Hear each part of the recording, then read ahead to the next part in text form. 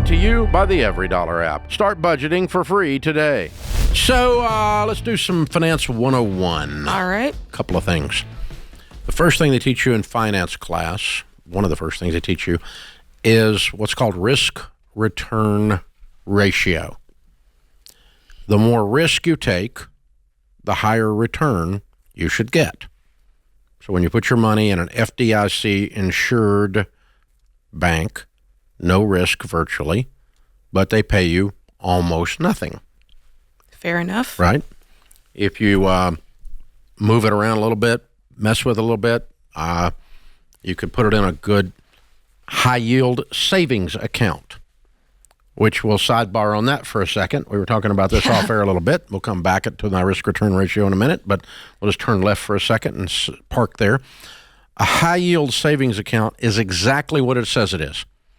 It is a savings account at a bank that pays a better rate. Ding, ding. Higher yield. That's it. Okay? A CD, a certificate of deposit, is a savings account at a bank. Mm-hmm. And they give you a certificate. Yes. And you have like perfect attendance. You remember that one? Yeah. Yeah. But you can't touch that one. Yeah, but you can touch it, but you won't get all of the high yield. Okay. Yeah. The high yield savings account's fully liquid, pays more than CDs do right now. CDs have just about been run out of town by the sheriff. Okay. 10 years ago, we didn't call them high yield savings accounts at the bank. We had a savings account at the bank that the bank labeled wrong, but they did it for marketing reasons. The bank called it a money market account at the bank. It was a savings account at the bank that paid a higher rate, like a high-yield savings account does. Same exact thing. It's a savings account that paid a better rate that mimicked real money markets. But the bank did not sell money markets. They had a savings account called a money market account that had an interest rate that was similar to a real money market account. A real money market account was only available through, and still is only available through, something like a mutual fund company. So you could go to Fidelity or American Funds or whatever and open an actual money market account. Now, you can have money market accounts with those that have check writing privileges, even a debit card attached to them and those kinds of things. But the high yield savings account has as a marketing methodology, it's a better marketing, actually, than money market because it says, I'm going to give you more money. Yeah, high you hear yield. It. It says, I'm going to higher interest savings account. That's what it says. It is what it says it is, actually. And the money market account was just a misnomer. Yeah. But it was all for marketing. It's all banks selling their wares. So high yield savings account, simple savings account, a little better interest rate, but almost no risk. So back to the risk-return ratio. If you want to double your money, you're pretty much going to leave investing and go to gambling. Or speculating. Yeah. Now, some people call speculating investing, but it's really not. Speculating is where I want a short, quick return on my money. That's speculating. Day trading stocks is not investing. That's buying and selling stocks on a daily basis or a weekly basis. That is speculating. When you build a home builder builds a home that does not have a buyer, they're called spec houses. Speculating. They're speculating. They're building an unsold piece of inventory they hope to sell now. They're not investing for 10 years when they build that house. They pray they're not investing for 10 years. They hope you're going to buy the house. That's why they're called spec houses. They're speculating. The builders are speculating. That's not investing. It's right next to gambling. And you can make a lot better money speculating, but you're taking the ultimate high risk. It's kind of an all or nothing play usually. It's why I don't buy commodities like gold and wheat futures or whatever, because it's all speculating. It's short-term plays with a gain. It's why we don't do Bitcoin. It's a short-term play with a potential gain, and it's got no track record. The only track record it has is filled with fraud and go to jail, do not pass go, right? And so it's just a mess. So the whole marketplace is high ultra high risk speculating. It's not even investing. But along the spectrum of investing, the more risk you take, the more money you ought to make. So if you put money in mutual funds, I've got a mutual fund that opened in 1934. It has had like, in that 80 or 90 years, it's had like, 10 years it lost money out of 80 or 90 years or something like that. Not consecutive. Not consecutive years, but in the entire time. Right. 10 different individual times, individual years. No, right. Never back to back, not a single back to back. And they're always major occurrences, 9/11. Something crazy. Since 1934. Yeah.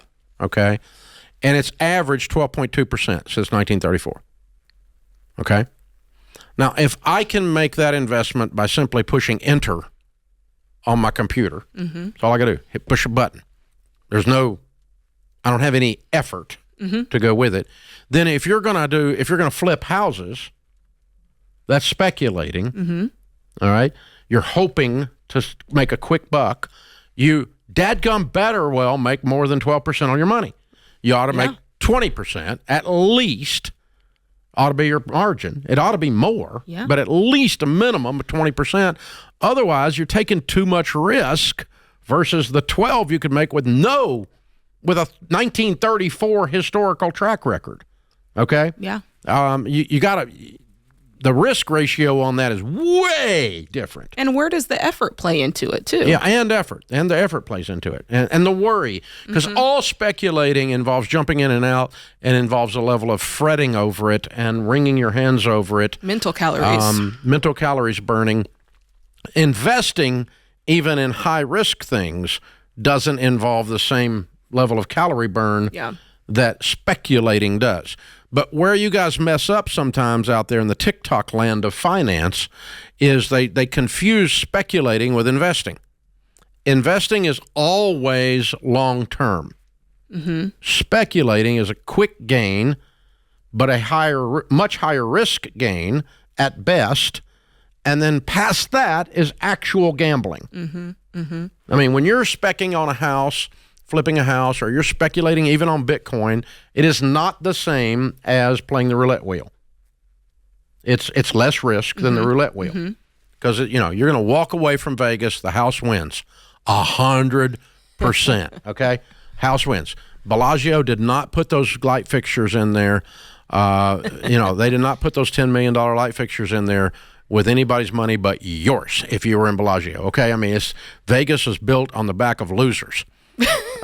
People who lose money. That's what I mean. And that's how the math works. Sure. And so I'm not saying you physically, personally are a loser. I'm saying you lost your money there. Right. You're a loser. So yeah, you lost your money. So that's it.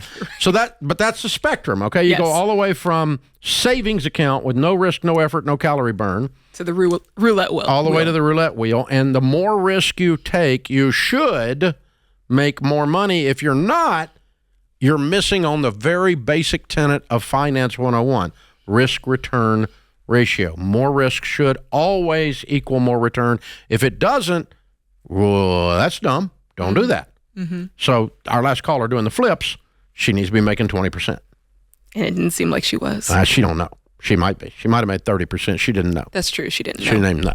But you got to know, number one. And then number two, you need to be making that. I mean, a good residential builder is going to make 20+% most of the time, depending on what type of property they're doing, if they're doing specs.